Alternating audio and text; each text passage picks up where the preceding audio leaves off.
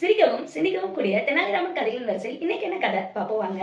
விஜயநகரத்துல நிறைய திருடர்கள் இருக்கிறதா மக்கள் உணர்றாங்க. அவங்க அரசர் கிட்ட போய் இந்த திருடர்கள்லாம் எப்படியாவது பிடிச்சிருங்க, எங்க வீட்டுல இருக்க பொருட்கள் எல்லாம் திருடிட்டு போயிடுறாங்க அப்படின்னு முறையிடுறாங்க. அரசரும் அமைச்சர் காவலர்கள் எல்லார்கிட்டையும் திருடர்களை கண்டுபிடிக்க சொல்றாங்க.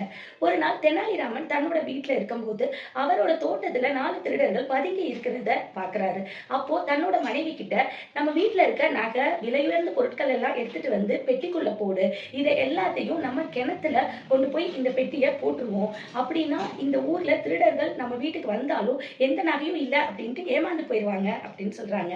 இதை கேட்ட திருடர்கள், அப்படின்னா இவங்க வீட்டுல போய் தேடவே தேவையில்லை, இவங்க கிணத்துக்குள்ள அந்த பெட்டியை போட்டோன்னே அதவே நம்ம எடுத்துடலாம் அப்படின்னு தோட்டத்துல காத்துக்கிட்டு இருக்காங்க. அப்போ இந்த திருடர்கள் காதுல விழாத மாதிரி தெனாலிராமன் தன்னோட மனைவி கிட்ட ரொம்ப மெதுவா காதுல சொல்றாரு, திருடர்கள் பதுங்கி இருக்காங்க, அதனால இந்த பெட்டிக்குள்ள கல்லு மண்ணு பழைய பொருள் எல்லாம் போடு அப்படின்னு சொல்றாங்க. தன்னோட மனைவியும் அதே மாதிரியே செய்யறாங்க. தெனாலிராமன் அந்த பெட்டியை எடுத்து கொண்டு போய் கிணறுல போட்டுறாங்க. இதை பார்த்த அந்த திருடர்கள், இதுல நகையும் விலையுயர்ந்த பொருட்களும் இருக்குன்னு நினைச்சுக்கிட்டு கிணத்துல போய் அந்த பெட்டியை எடுக்கிறதுக்கு முயற்சி பண்றாங்க. அப்போதான் கிணத்தை எட்டி பார்க்கும்போது அது ரொம்ப ஆழமாகவும் அதுல கொஞ்சம் தண்ணியும் இருக்கிறத பாக்குறாங்க. சரி, இந்த தண்ணியெல்லாம் எடுத்தாதான் நம்மளால அந்த பெட்டியை எடுக்க முடியும்னு தண்ணியை இறைச்சி எடுத்து வெளியில ஊத்த ஆரம்பிக்கிறாங்க. தோட்டத்துல அந்த தண்ணி ஊத்திக்கிட்டே இருக்காங்க. அப்போ தெனாலிராமன் இந்த திருடர்களுக்கு தெரியாம பின்னாடி இருந்து மறைஞ்சு அவரோட வயலுக்கெல்லாம் அந்த தண்ணி போற மாதிரி பாத்தி கட்டி அனுப்பிச்சு விட்டுறாரு. அப்போ இவங்க இறைச்சி விடுற தண்ணி அவரோட பயிர்கள் எல்லாமே நீரால நல்லா நிரம்புற மாதிரி செஞ்சிடறாரு.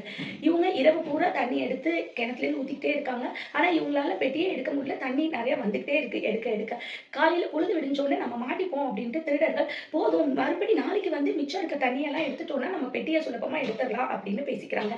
இப்போ தெனாலிராமன் சொல்றாரு, ஆமாமா நீங்க இறைச்ச தண்ணி போதும், இந்த தண்ணியே எனக்கு ஒரு வாரத்துக்கு என் பயிருக்கெல்லாம் வந்துருச்சு, உங்களோட உதவிக்கு ரொம்ப நன்றி அப்படின்னு சொல்றாங்க. தெனாலிராமன் குரல் கேட்டோடனே திருடர்கள்லாம் பயந்துடுறாங்க. நம்மள வந்து தெனாலிராமன் நல்லா ஏமாத்திட்டாங்களே, நம்ம தெனாலிராமன் நல்லா ஏமாந்து போயிட்டோம், அவரோட வயலுக்கும் தண்ணியை பாய்ச்சிட்டு நம்ம இப்ப எந்த பொருளையும் எடுக்கவே முடியலையே அப்படின்னு தெனாலிராமன் இருந்து தப்பிக்கணும்னு ஓடுறாங்க. தெனாலிராமன் அவங்கள விரட்டி பிடிச்சி ஒரு தூண்ல கட்டிடுறாரு. அப்புறம் காவலர்கள்லாம் அழைத்து வந்து அரசர் முன்னாடி நிறுத்துறாங்க. திருடர்களுக்கும் தக்க தண்டனையை அரசர் கொடுக்கிறாரு.